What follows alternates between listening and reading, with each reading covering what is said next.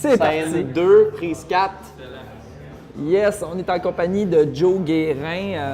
Joe, comment ça Sergio, va? en forme. Moi, ça va, toi, ça va? Moi, je suis moins en forme que toi. Toi, t'as l'air d'être tout le temps en forme, mais est-ce le cas, toi? Non. C'est ça. En arrière de mon visage, là, je suis un peu hangover. Là, tu sais, ouais, c'est ça. On te voit comme un peu plus. Tu sais, quand on te voit sur scène, t'es pété bien raide, pété dans le bon sens du terme. Oui, hein, dans le tu sais. sens que je prends de la drogue, puis... C'est ça. Tu sais, juste avant d'embarquer sur scène, la petite ligne et tout. Un peu de cristal meth, là. Moi, je me sens dans ma zone quand je suis sur le cristal meth. Vraiment, là, je trouve que ça fait une différence. Bien, c'est une drogue qui fit bien avec toi, tu sais. Si on avait à te comparer là, à une drogue, ça serait le cristal meth, probablement. Lui, d'ailleurs, je recommande de l'essayer à la maison, là, un petit samedi en soirée. Tu sais pas trop quoi faire, des jeux de société sur le meth, ça change la game, là. Ça change... T'es tout défiguré à la fin de la game, puis t'as l'impression ça a été intense. T'as déjà joué au jeu, hein, quand tu sens des trucs dans la bouche comme ça. Puis là, il faut que tu dises des mots, ça s'appelle le mâche-mot. Non, c'est comme une espèce de mouthpiece inversé, puis là, ça l'ouvre ta voix, comme ça, faut que tu essaies de faire deviner. Ça, sur le cristal meth, là, ça c'est quelque chose. Right. Bonsoir, Drogstol, bonsoir, content d'être là, content, man. Et pour moi, j'espère que vous avez repéré les sorties de secours parce que je suis en feu! On commence comme ça. Hey! Je me présente, je m'appelle Joe Guérin et j'ai fait l'École nationale de l'humour il y a 3 ans de ça. Ce qui veut dire que très prochainement, vous risquez de me voir travailler dans un Dollarama. D'où c'est venu ce personnage, cette bébite-là? Est-ce que t'es arrivé, là, puis premier numéro, let's go, t'avais trouvé ton style? Non, mais j'ai toujours aimé faire des trucs un peu champ gauche, un peu différents. Décalé, l'humour absurde, moi, un peu plus décalé. Fait que c'est à l'école de l'humour là, que j'essayais à chaque semaine des affaires différentes, un personnage. J'ai fait un moment donné, j'ai inventé un parti politique naturiste, que j'avais comme un espèce de podium, puis là je parlais au monde de la classe, puis j'étais flambant. Puis, pas vrai! J'étais flambant nu. Ça donne que cette journée-là, des fois, ils font visiter l'école à des gens, puis un petit gars, genre, avec sa mère puis son père, c'était genre son cadeau. Comme aujourd'hui, on t'amène à l'école de l'humour. Moi, j'étais flambant nu, tu sais. C'était super rock. Mon numéro ne marchait pas super bien en plus. Mais ça, c'est encore bien plus gênant quand il y a un petit gars qui te regarde puis t'es à poil. C'est ça. Mais oui, j'essayais bien des affaires weird. Puis à la fin, ça a été de comme tout prendre ça puis les mettre dans une sauce, dans un personnage. Fait que toutes les meilleurs jokes que j'avais écrits dans chaque numéro, j'ai tout sacré dans le même. Puis là, ça a donné l'espèce de pas de lien, de personnage énervé un peu. J'ai pris l'énergie d'un autre personnage pour le mettre dedans. Fait que c'est ça, c'est un mix de plein d'affaires. Une autre niaiserie, ok, l'année passée, je me suis tout rasé les cheveux puis je les ai gardés pour me fabriquer une perruque. Hein? Comme ça, plus tard, quand je vais être chauve puis je vais la porter, les gens vont commenter ça, c'est-tu tes vrais cheveux, Joe? Moi, je vais pouvoir répondre oui puis non. Je pense en sortant de l'école, là, ça fait 3 ans que je fais juste ça déjà. Sinon, je travaillais dans des centres d'escalade, puis j'étais moniteur. Okay. Je travaillais dans des camps de jour aussi. Puis là, quand je suis sorti de l'école, fallait que je fasse le move de déménager à Montréal, là, parce qu'à Beauharnois... Ah, t'étais à Beauharnois pendant que t'étais à l'école? Ouais, je faisais l'aller-retour à chaque jour. Là. C'est une bonne run, ça. Ouais, quand même.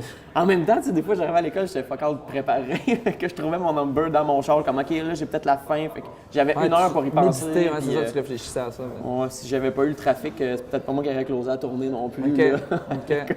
Ça m'a aidé. Parce que je procrastine un peu, puis ça, c'était mon petit. C'est tellement facile de créer, en plus, dans le char, là. Moi, je sais pas pour toi, mais moi, quand je conduis, on dirait qu'il faut que ma tête soit occupée à faire quelque chose, puis que là, l'esprit est super libre, puis t'es capable de créer vraiment plus facilement. Moi, je suis d'accord, que ce soit comme prendre une marche dans le bois ou conduire sa route, là, pas conduire d'un... Non, conduire dans le bois, ça aussi, ça donne des bonnes idées.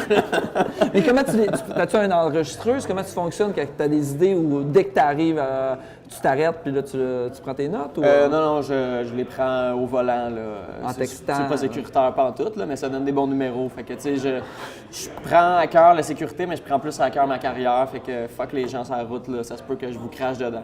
Je viens de Montérégie, ok? Je viens du coin ici. Je viens de Beauharnois. Est-ce que vous connaissez ça, Beauharnois, un peu? Oui, vous connaissez ça toi aussi. Les autres, c'est pour vous situer, c'est là où l'analphabétisme est plus un hockey qu'un handicap. Beauharnois. Et c'est assez particulier quand tu penses Beauharnois. La façon que ça s'appelle, c'est Beauharnois. On s'entend que la première et la dernière lettre du nom de la ville représentent assez bien le bassin de population. Oh, ouais, BS. Mais Ce que j'aimais, par exemple, ce que j'adorais de Bourna, c'est que la famille, on était très proches les uns des autres. En revanche, ça, c'était très chouette, OK? Je te donne un exemple. Moi, mon voisin de gauche, quand j'habitais là, c'était mon grand-père, OK? Et ma voisine de droite, c'était ma sœur. Et c'est quand même assez particulier. Quand tu penses, c'est moi et ma famille, on possédait 3 maisons, pratiquement sur le même terrain, tu sais. Une maison de plus, puis on avait le droit de mettre un hôtel. Toi, tu fais du stand-up. Ouais. C'est pas un monologue, c'est pas une histoire que tu Ah, je suis racontes. pas capable de fait faire que- des monologues, là, je suis vraiment pas bon là-dedans. Fait que, tu sais, c'est ça. Ça, t'as besoin de tirer de tout bord de côté sur 1001 sujets, dans le fond. Ouais. Tout et rien t'inspire, dans le fond. Ça, c'est... Ben, c'est des réflexions sur. Je suis assis chez nous, je regarde quelque chose, je regarde un élément de ce qu'il y a dans ma chambre, là, comme j'ai une canette de peinture. OK, la canette de peinture, ça vient de où, ça? Qui travaille dans une usine de peinture? Pourquoi tu ferais.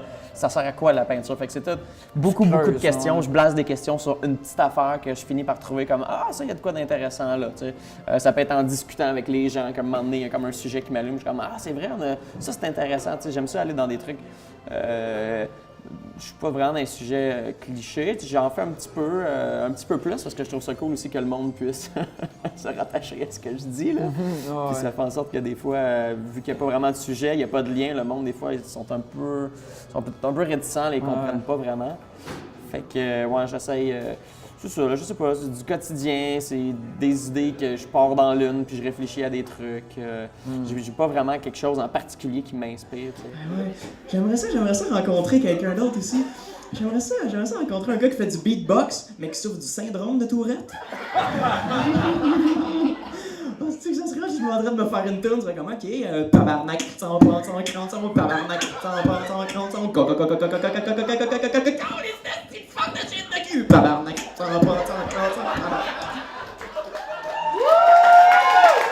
Si c'est drôle, ça se dit, je pense. Si ça me fait rire, je vais le faire.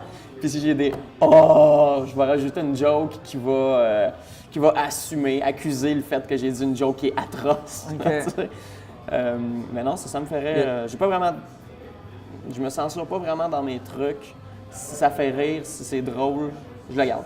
C'est sûr. Est-ce que vous êtes familier, Rimouski, avec le concept du mec gangbang? Hein? Oui, une personne. OK. Je l'explique pour tout le monde, OK? Le mec gangbang, c'est quand tu vas chez McDonald's, t'achètes un junior au poulet et un mec double. Tu rouvres le mec double, exactement, tu mets le junior au poulet à l'intérieur. Ça, c'est un mec gangbang. Fais pas le saut, c'est pas écrit comme ça sur le menu, par exemple, hein? Mais ça s'appelle un mec gangbang. Et moi, je suis assez fier, OK, parce que j'ai inventé l'équivalent, mais chez AEW. Appelez ça le Incest Burger.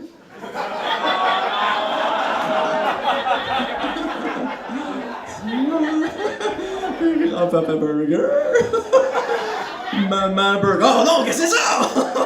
Le résultat de la qualité du rire que ce gag-là va m'amener. C'est vraiment là-dessus que je check vraiment souvent comme cette joke-là. Ça fait 3 fois qu'elle marche pas. À mon goût. T'sais, des fois, c'est une joke qui marche correct. Des fois, c'est une joke qui va m'amener à une autre joke après qui va être plus forte. Puis j'ai besoin de celle-là. J'ai vraiment technique dans mon écriture, dans mes pacings. Ah oui, t'es très chirurgical. C'est ça que je t'avais comme mentionné durant la tournée. C'est fou comment que soir après soir, disons, tel bit, tu vas le faire pareil. C'est ce qui fait en sorte que c'est bon. Puis tu sais, t'as l'intonation de la voix, le jeu d'écriture, tu sais, fait que c'est bien calculé. Là. Est-ce que vous entendez la guitare? Est-ce que vous entendez... Je pense que le speaker marche pas, mais on va la faire comme ça.